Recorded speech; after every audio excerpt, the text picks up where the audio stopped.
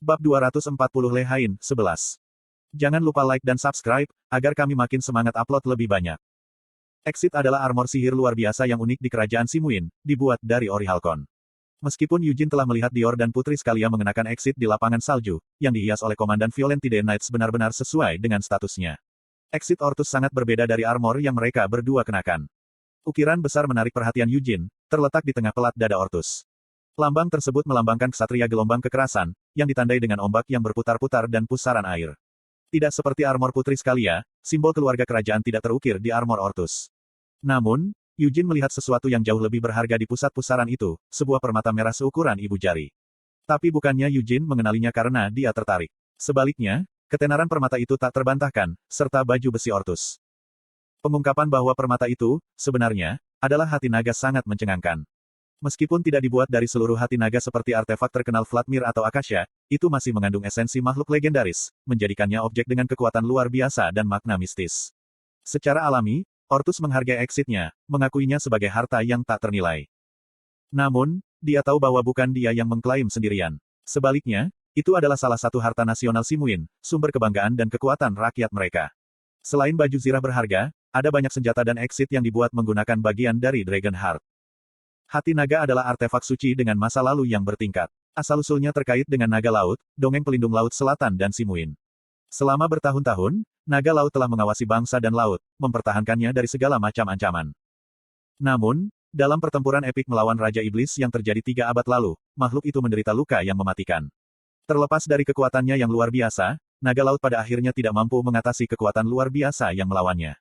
Tindakan terakhirnya adalah kembali ke laut yang telah dia jaga begitu lama sebelum meninggal. Di belakangnya, dia meninggalkan jenazahnya, termasuk hati naga yang berharga, sebagai hadiah untuk keluarga kerajaan Simuin. Tulang naga, sisik, dan jantung, meskipun hanya sebuah fragmen, dikatakan digunakan untuk membuat baju zirah ini.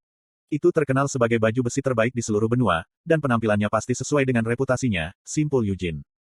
Yujin dipenuhi dengan kekaguman saat dia menatap armor itu dari dekat untuk pertama kalinya. Dia tidak bisa tidak membayangkan kekuatan luar biasa yang akan dimiliki seorang ksatria yang terampil jika mereka mengenakan baju zirah yang luar biasa. Tentu saja, bukan berarti Ortus tidak pantas mendapatkan baju zirah yang luar biasa. Meskipun Yujin tidak bisa sepenuhnya yakin sampai mereka bersilangan pedang, dari atmosfer yang dia pancarkan, Ortus tampaknya cukup kuat untuk disebut sebagai salah satu ksatria terbaik di benua itu. Ortus bertanya, apakah Anda mencoba mengukur kemampuan saya? Meskipun tinggi, Ortus memiliki tubuh kurus yang memancarkan rasa presisi dan ketajaman, seperti pisau yang dibuat dengan halus. Rambutnya dibelah tengah dengan rapi, kulitnya cerah, dan ada lingkaran hitam yang mencolok di bawah matanya. Terlepas dari keahliannya, dia terlihat agak tertekan. Yujin dengan cepat meminta maaf, mengatakan, maaf jika saya dianggap tidak sopan. Itu bukan niat saya. Saya kira itu adalah reaksi naluriah untuk berada di hadapan Sir Ortus Himan yang terkenal. Sama sekali tidak. Wajar jika seseorang dihakimi ketika mereka terkenal. Jadi, apa pendapatmu tentangku? Tanya Ortus. Aku tidak tahu. Saya pikir saya akan memiliki ide yang lebih baik setelah mengadu pedang daripada dari kesan pertama seseorang, kata Yujin. Kedengarannya seperti provokasi. Ah, jangan salah paham. Saya tidak tersinggung. Aku juga merasakannya kemarin, tapi ini sepertinya kepribadianmu, jawab Ortus dengan wajah datar. Apakah dia benar-benar tidak tersinggung? Yujin menatap Ortus tepat di wajahnya. Ah, kamu pasti terkejut karena aku datang begitu tiba-tiba, komentar Ortus. Jujur, ya, jawab Yujin. Saya mengerti bahwa putra saya dan putri Scalia berhutang budi kepada Anda. Yujin ingat apa yang dia pelajari dari Qian dan Ciel. Itu sepenuhnya karena tindakan nakal Ratu Iblis malam sehingga putri Scalia dalam keadaan bingung dan mengamuk. Sayangnya, mereka tidak bisa memberitahu Scalia tentang fakta ini. Yujin tahu dia bisa mengabaikan masalah ini, tetapi itu masalah yang berbeda untuk Scalia. Sebagai seorang putri Simuin, jika dia melabeli lelucon Noir Giabella sebagai penyergapan, itu bisa menjadi gangguan besar. Qian dan Ciel telah menghabiskan banyak waktu untuk memikirkan bagaimana menjelaskan situasinya kepada putri Scalia. Namun, yang membuat mereka lega, mereka tidak perlu mengajukan alasan. Setelah bangun, putri Scalia dan Dior meyakinkan diri mereka sendiri bahwa mereka telah diracuni selama mengejar tentara bayaran anjing hitam. Racun itu telah menyebabkan mereka mengalami keadaan delirium dan amarah sementara, kemungkinan besar bersifat magis. Untungnya, exits mereka telah menetralkan racun setelah beberapa saat, tetapi untuk sementara, mereka sempat kehilangan akal dan menyerang kelompok Yujin. Akhirnya, mereka dikuasai dan kehilangan kesadaran. Kebenaran di balik insiden putri Scalia dan Dior sangat berbeda dari apa yang mereka yakini. Nyatanya, khayalan mereka adalah tipuan Noir Giabella, yang menggunakan hipnotisnya untuk memanipulasi ingatan mereka. Dengan Demoniae of Fantasy-nya, dia dapat dengan mudah memanipulasi pikiran manusia dan membuat mereka mempercayai apapun yang dia inginkan. Berkat kemampuannya, Putri Scalia dan Dior bahkan tidak ingat pernah bertemu dengan Eugene. Terlepas dari kejadian yang aneh, Eugene merasa lega bahwa dia tidak perlu memikirkan alasan untuk perilaku mereka. Saya tidak memiliki file.net selalu di sini untuk Anda membawa cerita yang bagus. Aku mendengar dari putri dan putraku bahwa mereka ditundukkan tanpa terluka saat mengigau berkat bakatmu, kata Ortus. Eugene dengan cepat mengajukan alasan. Iya, itu bisa jadi karena kebingungan mereka, tapi kurasa mereka tidak bisa menunjukkan kemampuan mereka yang sebenarnya. Ortus tampaknya tidak membeli upaya Eugene untuk mengecilkan keahliannya dalam menaklukkan Putri Scalia dan Dior. Kamu tidak perlu berusaha melindungi harga diri putraku, katanya. Saya melihat pertarungan kemarin. Bahkan jika Dior waras dan memberikan segalanya, dia tidak akan bisa mengalahkanmu, bahkan jika dia berjumlah 10 orang. Ortus berbicara dengan cepat. Eugene memperhatikan kerutan sekilas di antara alis Ortus ketika dia menyebut nama putranya. Eugene tidak asing dengan ekspresi ini. Kurasa semua orang tua yang ekstrim itu serupa. Tanis memasang ekspresi yang sama ketika dia berbicara tentang Ewart. Eugene memiliki gambaran kasar tentang situasi dengan Dior, tetapi dia tidak bisa menahan rasa ingin tahu. Bahkan jika Ortus berbicara tentang putranya sendiri, dia tampaknya sangat meremehkan Dior. Namun, Eugene tahu bahwa Dior tidak bungkuk, dia telah berhasil menerima pedang Putri Scalia dan, meskipun tidak setara dengan Eugene, masih merupakan individu yang berbakat dalam haknya sendiri. Atau apakah standar ayahnya terlalu tinggi? Eugene tidak bisa tidak bertanya-tanya apakah Ortus telah menetapkan standar yang terlalu tinggi untuk putranya. Dior hanya 2 tahun lebih tua dari Eugene, dan meskipun usia tidak selalu sama dengan kekuatan, ada kemungkinan Ortus menaruh harapan tinggi pada putranya untuk menjadi seorang ksatria yang dapat mewakili negara mereka. Mari kita berhenti berbicara tentang putraku yang hilang, kata Ortus, meskipun dialah yang mengangkat topik itu. Mengenai kecelakaan dengan Putri Scalia dan putraku. Saya tidak melaporkannya kepada Yang Mulia. Putri Scalia juga tidak menginginkannya. Ketika Noir Giabella memiliki Putri Scalia, dia berbicara dengan Eugene menggunakan Scalia sebagai media. Putri Scalia adalah wakil komandan ksatria gelombang kekerasan, yang dikenal sebagai ksatria putri, dan dia dianggap sebagai salah satu simbol Simuin, kerajaan ksatria. Scalia telah menyadari sejak awal bahwa keahliannya tidak memadai untuk mewakili kerajaan ksatria. Terlepas dari kesadaran ini, dia mendorong dirinya hingga batasnya, berlatih tanpa lelah dan berusaha untuk memenuhi harapan orang-orang di sekitarnya. Namun, rasa putus asa berangsur-angsur merayapi hatinya ketika dia gagal melihat peningkatan yang signifikan. Kelemahan inilah yang dapat dieksploitasi oleh Noir Giabella, dan dia dengan mudah menguasai Scalia.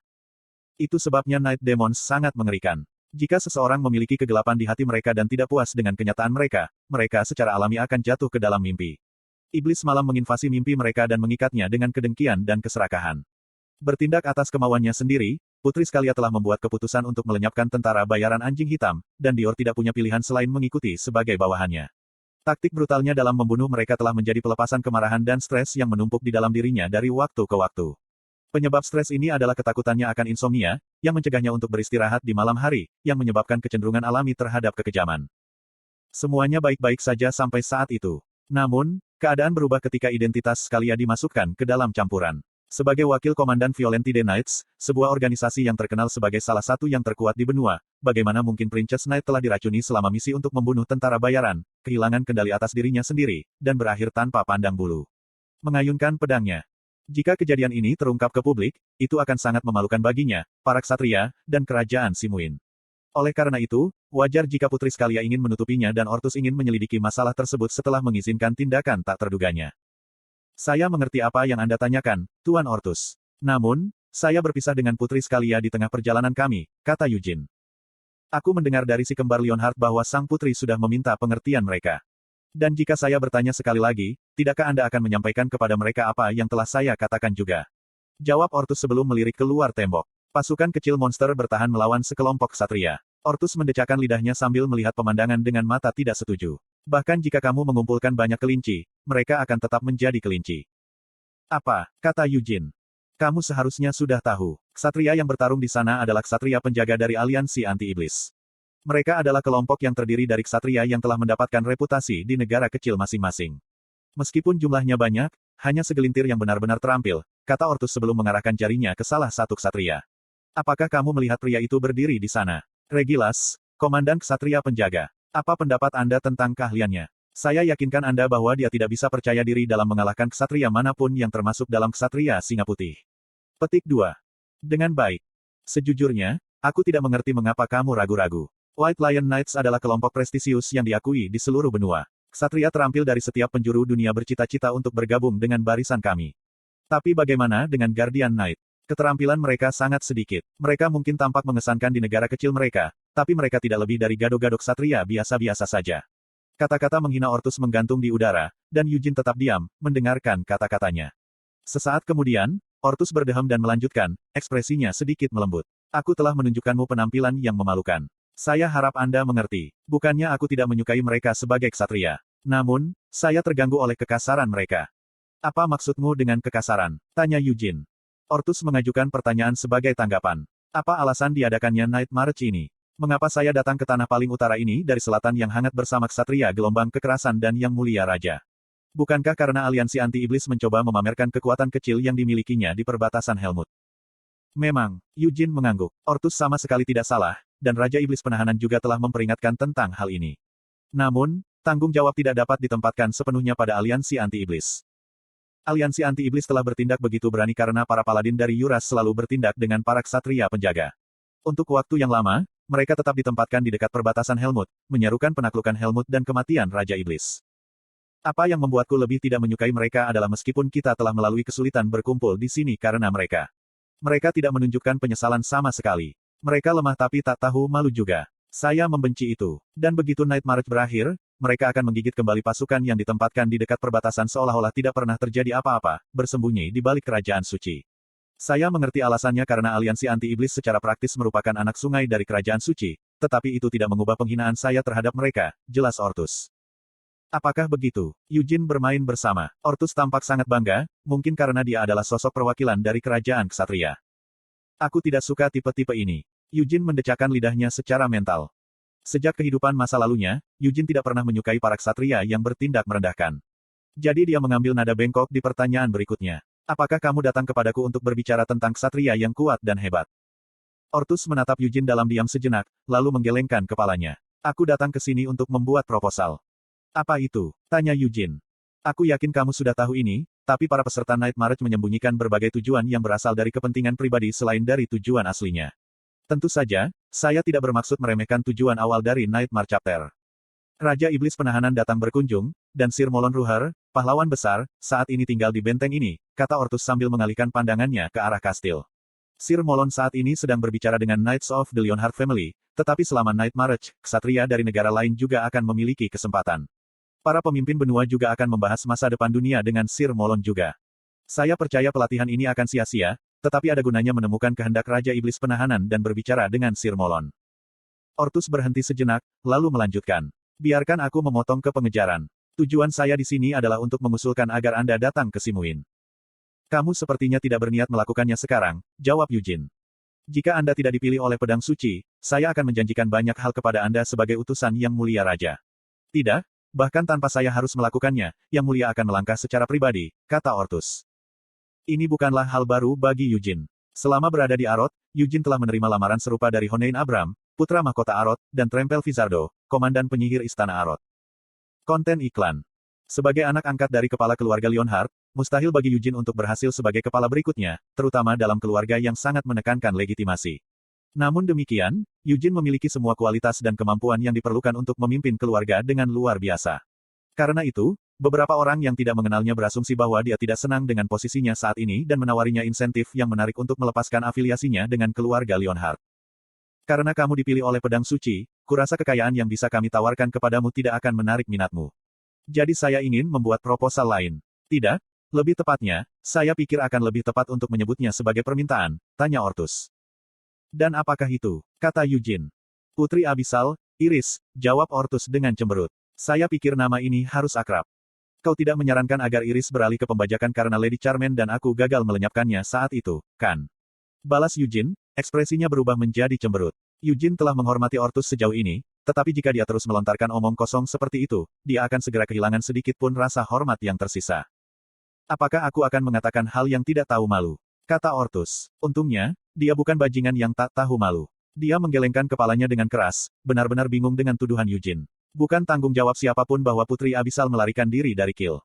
Meskipun dia tidak bisa dibandingkan dengan Blade of Incarceration, Queen of the Night Demons, atau Black Dragon, dia masih salah satu monster yang selamat dari perang 300 tahun yang lalu. Yah, Ya, meskipun sekarang dia melakukan pembajakan yang lusuh, kata Eugene. Ini tidak lusuh. Kerutan Ortus semakin dalam. Dia monster yang kuat. Lautnya luas, dan ada banyak perompak, tetapi dia berhasil menguasai sebagian besar perompak di Laut Selatan hanya dalam 1 tahun.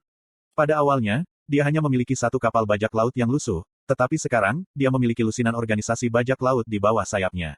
Mereka menyebut diri mereka Pirates of Fury. Apakah itu benar-benar sejauh itu? Eugene ditinggalkan dalam keadaan bingung ketika dia menatap Ortus. Saya tidak memiliki file.net selalu di sini untuk Anda membawa cerita yang bagus. Ortus melanjutkan untuk menjelaskan, ketika dia memperoleh lebih banyak kekuatan, Putri Abisal menjadi lebih berani dalam pembajakannya. Dia mulai menargetkan kelompok pedagang yang lebih besar dan mengambil alih banyak kapal dagang. Ini menjadi masalah yang signifikan. Kami telah mencoba mengirim beberapa ekspedisi untuk menghentikannya, tetapi sia-sia. Demoneye-nya memungkinkan dia untuk dengan mudah menghindari kita. Sebagai seseorang yang pernah menghadapinya sebelumnya, saya dapat memberitahu Anda dia melarikan diri ketika dia tidak perlu. Jika Putri Raksasa memutuskan untuk melawan ekspedisi, seluruh armada akan terkubur di dasar lautan, kata Eugene. Aku pikir juga begitu. Saya tidak berpikir Putri Abisal ingin secara terbuka memusuhi kerajaan Simuin. Bukankah dia sudah melakukan itu dengan menyerang para pedagang dan kapal dagang? Tanya Eugene. Ortus menjawab dengan ekspresi kontemplatif, belum tentu. Abyssal Princess telah menunjukkan fleksibilitas dalam tindakannya. Meskipun dia menyerang dan menduduki kapal, dia tidak menjarah semuanya. Dia mengambil tol yang lumayan dan sering membiarkan kapal pergi. Hanya dalam kasus elf yang diangkut sebagai budak dia akan merampok mereka. Perilaku seperti ini tidak jarang terjadi di antara bajak laut yang kuat di Laut Selatan. Itu dianggap biasa. Aku tahu sedikit. Mereka mengambil tol dan menawarkan sebagian sebagai suap. Bukankah itu benar? Sejujurnya, keluarga kerajaan juga harus menerima suap Putri Raksasa, kata Eugene. Ortus terdiam. Setelah memelototi Eugene sejenak, dia mengangguk sambil menghela nafas panjang. Kamu benar. Bahkan sebelum dia menjadi sekuat dia sekarang, dia menyuap para petinggi angkatan laut. Tentu saja, kekayaan yang lebih besar berakhir di tangan keluarga kerajaan. Selain mengenakan pajak dan tarif atas barang yang diangkut oleh kapal dagang, mereka juga menerima suap. Itu adalah kenyataan yang kejam dan menyayat hati bagi para korban serangan ini, tetapi mereka yang menerima suap menutup mata terhadap penderitaan mereka.